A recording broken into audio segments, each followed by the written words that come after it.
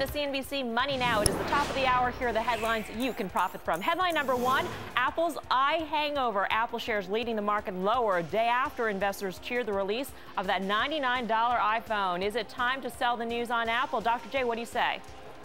Absolutely. This stock's going to test down to at least 133, 134, Melissa. And I think the reason here is that they're not famous for cutting cost. In fact, they're famous for holding their prices at the highest end. So the fact that Apple has cut down to $99 for the iPhone and cut the MacBook Air by $300, that's a sign that they're worried about the competition, something they haven't been worried about in the last 18 months. Jared, do you also see downside for Apple as Dr. J does? And do you see perhaps a better play in one of the other smartphone makers?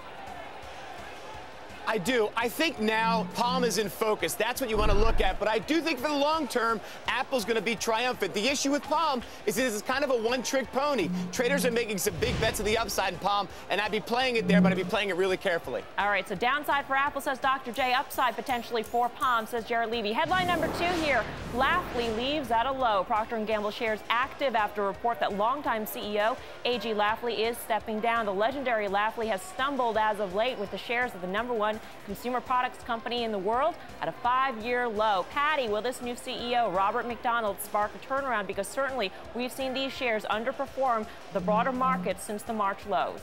Yeah, they have underperformed, and I think that Bob McDonald has the potential to do something really great. He's got a good international experience. He's kind of been expected to take over anyway. I think that you can bet on Bob McDonald going forward, and I'd put some money on it. So, Patty, would you buy P&G shares on this weakness? I think that if you buy now and you put it away for 5 years, you're going to be happy. I'd buy today.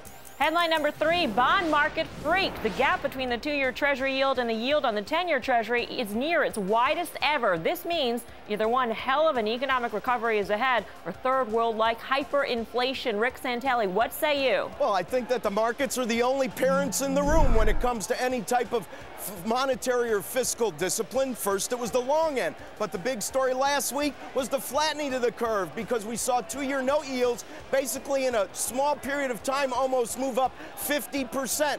Listen, it was in Fed funds, it was in the euro dollars, it was in the yield curve. It's not about when the Fed tightens, because probably all our guests are right. They don't have the stomach for it. But the notion that they should, and profiting from all of those marks as they roll tightening into the future, is a big trade. You want to jump on it. So, Rick, just quickly, we're going to see billions of dollars of supply come onto the market through these auctions this week. Where do traders see the 10-year yield hitting this week?